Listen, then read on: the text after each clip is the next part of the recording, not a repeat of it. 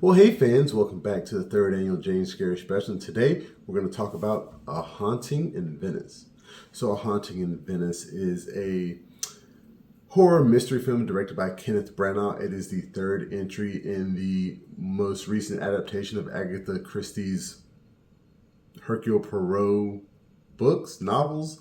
And so that makes it a sequel to Death on the Nile and Murder on the Orient Express. So this is based off her book Hallowe'en Party, and it has an ensemble cast. You got Kenneth Branagh, of course, he's back as Hercule Poirot. You got Tina Fey, you got Michelle Yeoh, you got Jamie Dornan, Camille Cottin, and a few other names in there. So this is set a few years after Death on the Nile. Hercule Poirot has pretty much retired, and Tina Fey, she portrays one of his old friends. She comes back and she wants him to, work on this case for her. Basically, she thinks this person who does seances is a fake, and she wants him to figure out how it's fake, because, that's his whole thing. He doesn't really believe in the afterlife or God or anything. He's a detective through and through. He can find the answer to anything. He's really smart.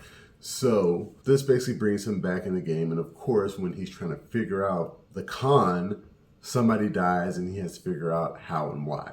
So that's the gist of it.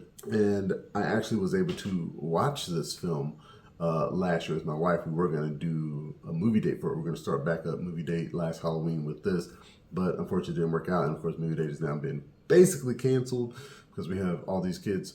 So I did thoroughly enjoy watching it. I liked that this movie in particular is different from the first two Hercule Poirot films directed by Branagh. This one has a more horror edge. Even the camera work and the directing is totally different. There are a lot of sharp angles and a lot of darkness used, and it definitely shows that they were trying to make this. And I remember even when they showed the first trailer, I was like, oh, A Haunting in Venice, what kind of horror movie is this? And they're showing Venice, and they're showing the water, and they're showing like these people in these masks, and then you don't find out it's a Hercule Poirot film until like toward the end of the trailer. And I thought that was a great trailer.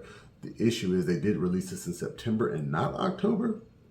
Even though it's at the end of September, this should have been released in October, gone through Halloween, and I think it would have been great. But it is a solid film. I like the acting. I like Kenneth Branagh. I like him as a director. I like him as Hercule Poirot, and I like that character. And I like, again, that this film felt different.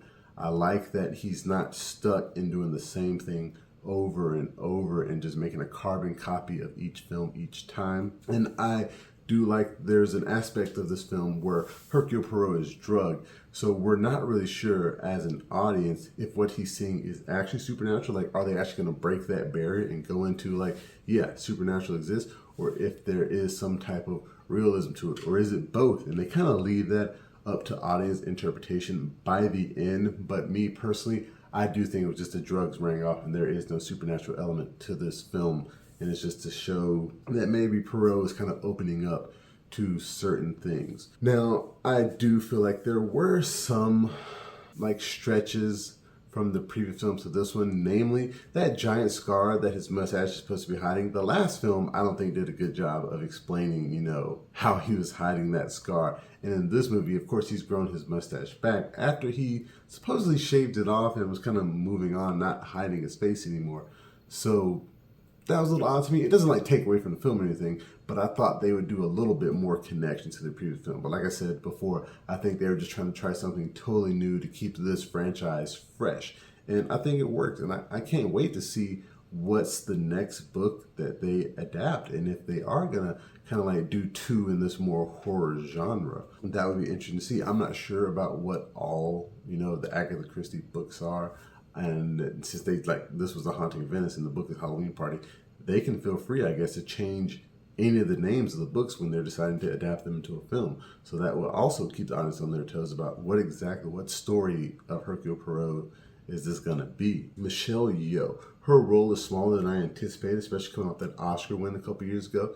But it works, and it works for the plot. And I think that she had a little bit of fun with it. And I would love to see more of these movies. I would love to see Kenneth Branagh direct them all. He is definitely proven himself as a great storyteller, a great director, actor, everything in this field. And we'll see if he has time in between his Christopher Nolan movies, because I think he is now the Michael Caine of anything moving forward. And another thing that Branagh does well with this one is the way he directs the scenes. Like I mentioned the angles before, but the way he directs the scenes in accompaniment with the score is very haunting, very invoking of fear in terms of, knowing that something supernatural may be occurring, but that you may be crazy and it's not. I don't know really how to explain that, but just the way the music works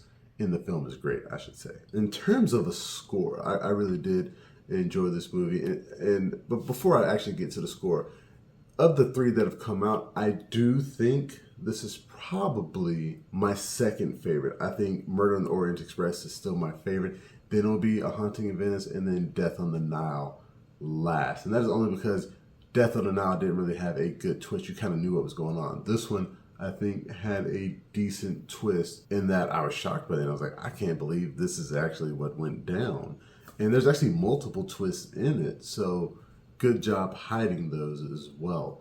So in terms of score, I'll give this one a decent 7.5 out of 10. I think that is a good score for a film of this nature. And like I said before, I cannot wait for Disney to put out more of these. This is a film, I think, on the small scale at which they can be shot, you could pump these out every 1 to 2 years and, keep the budget low, and it should make a, nice return for them. I'd like to thank you again for joining me for the JanuScary special. Remember, you can find the full review for A Haunting in Venice on YouTube and the website, flipfrogllc.com/flixfrog, where you can find us on Facebook, Instagram, Twitter, and Reddit. And please, pretty please, make sure that you like, share, and subscribe. Subscribe to the YouTube channel, the Facebook page, anything and everything Flipfrog Books. Make sure that you subscribe. And until next time, I'll be seeing you.